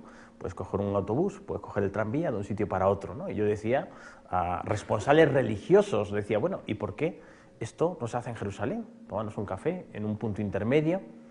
Entonces, bueno, son dos sociedades que han vivido siempre de espaldas la una a la otra, ¿no? Por lo tanto, el primer paso sería ponerse en el lugar del otro, ¿no? Yo creo, es decir, ya no digo reconocer los derechos nacionales del otro, tratarlo de tú a tú como un igual, y que si yo tengo un Estado, tú también tienes que tener un Estado, y esa debería ser el principio básico, porque mientras no haya un Estado palestino, no va a haber tampoco seguridad, desgraciadamente, para Israel, ¿no? Y yo creo que aquí coincidimos todos, ¿no?, en ese aspecto. Asumo todas las palabras que acaba de decir el profesor y añado una más. Y hay que tener líderes dispuestos a que los maten. Es decir, arriesgar su vida para que no le tengan que arriesgar sus ciudadanos. Cuando Rabin dio el paso de ir a Oslo, de firmar los acuerdos, probablemente él sabía que le podían matar en cualquier momento, y Arafat también, ¿no? Posteriormente hemos visto que parece que le han matado. Falta valentía en ambas partes, ¿no? Falta valentía en Netanyahu, falta valentía en Abbas, que es un señor que no convoca elecciones desde 2006, 2007. Y no convoca elecciones porque probablemente las pierde. Entonces, los líderes tienen que tomar decisiones que vayan en contra de lo que probablemente perciben que el pueblo quiere, y tienen que ser lo suficientemente valientes como para que un extremista le pueda matar. Es decir, tienen que tomar decisiones que sean controvertidas y que le provoque un rechazo de una parte importante de esa población. Yo creo que eso es un punto importante. Alejandro, sí. Sí, bueno, estoy totalmente de acuerdo con lo que habéis dicho los dos. Quizás añadir, bueno, el problema es que estamos en plena guerra. Sigue habiendo secuestrados israelíes, siguen los bombardeos israelíes sobre la Franja de Gaza. Todos los días hay muertos. Es decir, la violencia lo que hace es destruir puentes que siempre han estado presentes, que se han creado. Hay muchas organizaciones israelíes, israelí-palestinas, sobre todo con árabes israelíes, pero también las ha habido entre israelíes y palestinos cisjordanos. Y no solamente rompe puentes y lo hace en un abrir y cerrar de ojos, sino también que reaviva traumas.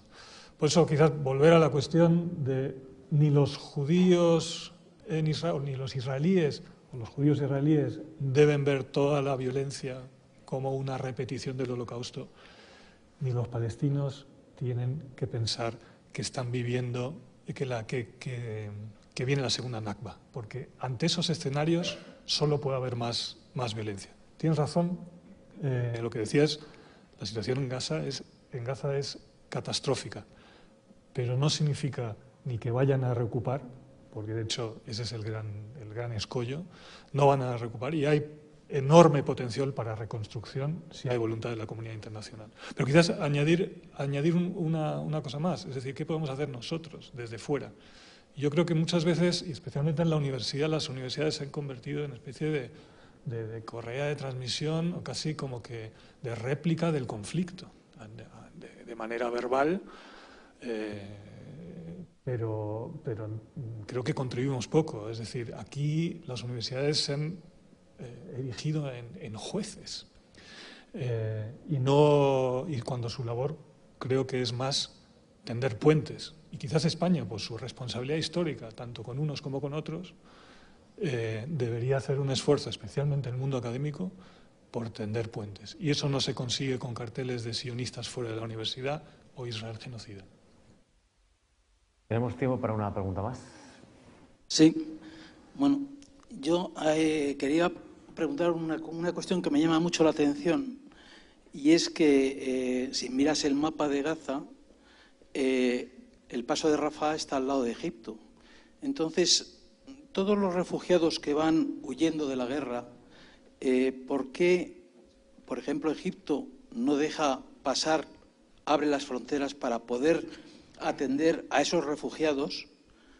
A mí me da la impresión, no sé si estaré equivocado, que están secuestrados por Hamás. La gente que vive en Gaza está secuestrada por Hamás y a Hamás le interesa que en los bombardeos que se hacen haya víctimas inocentes, que haya niños y tal. A mí eso me da la impresión. No sé si será verdad, porque después también existen las historias que dicen que Hamás tienen los depósitos de armas en hospitales, en escuelas, con lo cual, ante esa situación, ¿qué haces? ¿Les dejas que sigan teniendo las armas apoyándose en una táctica tan cobarde como tener a inocentes protegiendo las barbaridades que han hecho? Entonces, la pregunta es, ¿por qué todos los países árabes que están alrededor no han abierto un corredor para recoger a todos los refugiados? Esa sería la solución a las burradas que se dicen que se están haciendo allí, ¿no? Eso es lo que yo creo. No sé si eso, la tradicional hospitalidad árabe, ahí desaparece, no lo sé. Bueno, la narrativa israelí dice que todos los palestinos de Gaza son de Hamás. Obviamente esto no corresponde con la realidad. No todos los palestinos son responsables de lo que ocurrió el 7 de octubre, como ha dicho el presidente de Israel. No todos los palestinos que viven en Gaza simpatizan con Hamás. Es más, viven bajo la opresión de Hamás, que es un partido claramente totalitario, que quiere imponer un sistema de gobierno con el que mucha gente no se identifica. Decir que toda la población palestina puede ser ejecutada porque simpatizan con Hamás o son nazis, yo creo que es muy peligroso, ¿no?, esa dinámica, ¿no?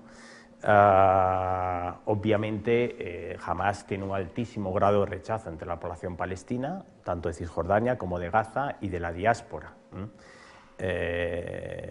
Muy poca gente votó a Hamás en las elecciones del año 2006, no tanta gente como la gente se cree, ¿no? Es decir, un 25 o un 30% de los votantes de la Franja de Gaza. Aparte, por las tasas de natalidad tan elevadas que hay, pues el 50% de la población tiene menos de 18 años, con lo cual obviamente no pudo votar en las elecciones del año 2006.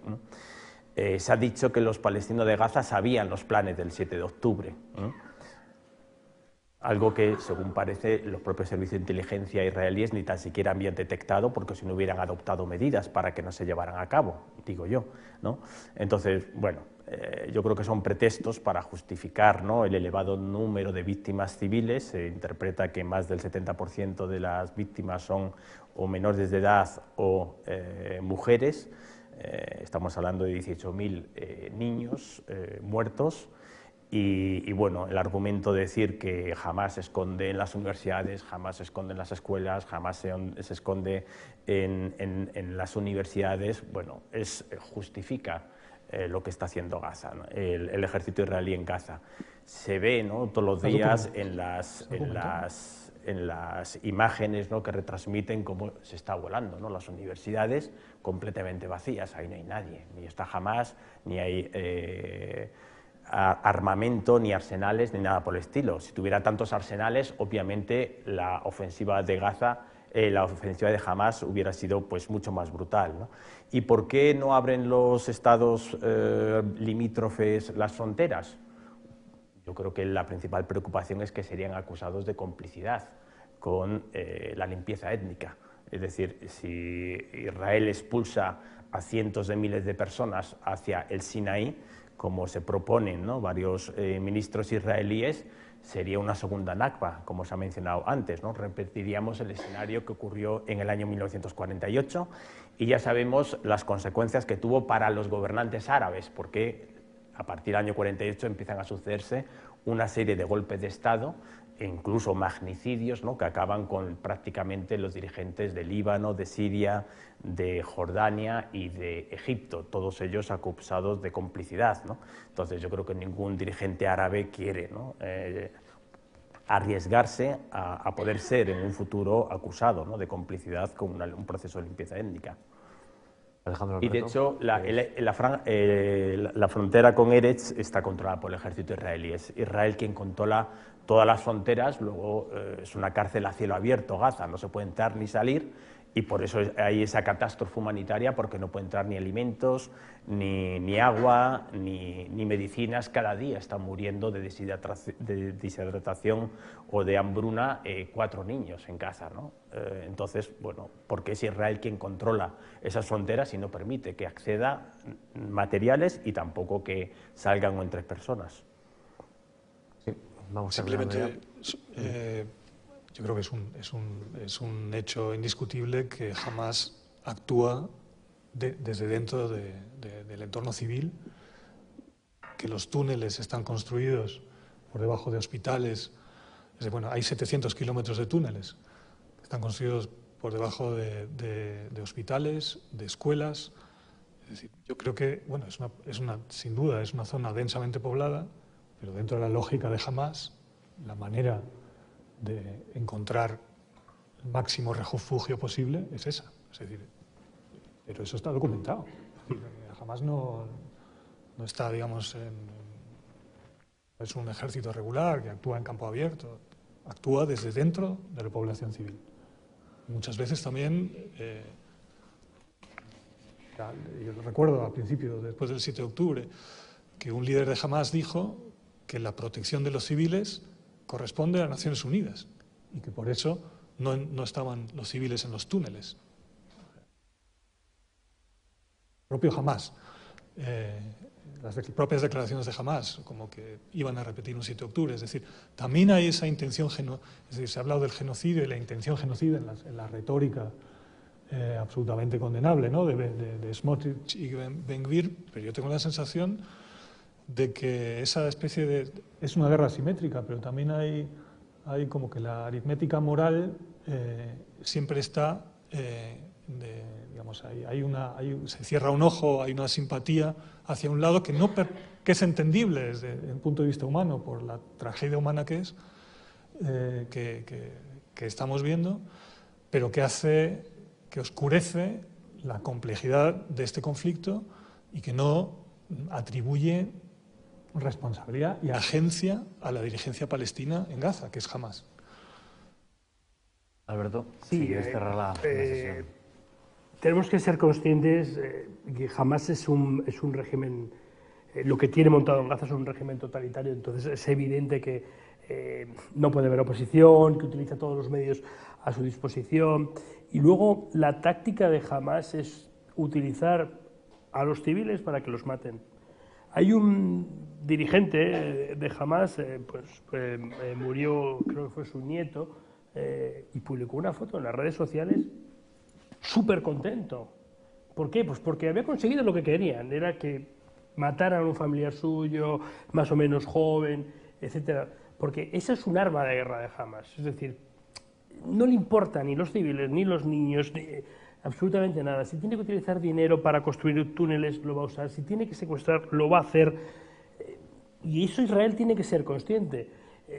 No se dice, pero cuando Israel bombardea un edificio, podemos entrar si es legítimo o no que bombardee, pero Israel avisa, lanza un señuelo, lanza panfletos, luego podemos decir si se debe hacer o no, pero no bombardea un edificio con niños dando clase. Puede que haya niños dando clase, pero normalmente hay algo de más. Podemos decir, a lo mejor no debería hacerlo, porque hay niños dentro, además de un centro de mando de Hamas o esconden armas. Eso lo podemos debatir. Pero Israel no identifica su inteligencia, una escuela, vamos a bombardear, un hospital, vamos a bombardear. Evidentemente busca seguridad, es un Estado que tiene que proteger a su población. Y hemos empezado hablando de los misiles, de los 15.000 misiles que han caído desde el 7 de octubre. Todo eso son elementos que hay que tenerlos en cuenta a la hora de hacer los juicios. Y luego, como bien ha dicho Alejandro, no deberíamos repetir, los académicos probablemente tenemos una responsabilidad mayor, frases hechas, lugares comunes, sino deberíamos proponer. Nuestra responsabilidad para cambiar el mundo debe ser proponer, y no tanto dedicarnos a hacer determinadas afirmaciones, sino buscar pasos más allá que puedan servir para que el mundo sea mejor, tan simple como eso, ¿no? Y creo que eso es un poco responsabilidad de todos, pero de los académicos especialmente. Bueno, profesor Álvarez Osorio, profesor Bauer y también Baer y profesor Priego, ha sido un gusto escucharles, muchísimas gracias. Podríamos estar muchas más horas, la verdad, porque esto es irresoluble, pero si nos acercamos a ese objetivo de la sesión, pues tendremos que probablemente venir dentro de un tiempo y testar los esfuerzos y el camino que se ha recorrido y ver si ese camino, bueno, pues está llevándonos precisamente a eso, a conseguir si ese sueño es posible o imposible. Ojalá sea posible. En todo caso, gracias de verdad por protagonizar este miércoles de actualidad, que es un lunes realmente, pero esto es un miércoles de actualidad, y esto será una historia ya a partir de septiembre probablemente, porque hasta este digamos, día ha llegado la edición de esta temporada de los lunes y miércoles de actualidad. Gracias a todos ustedes y gracias por la atención.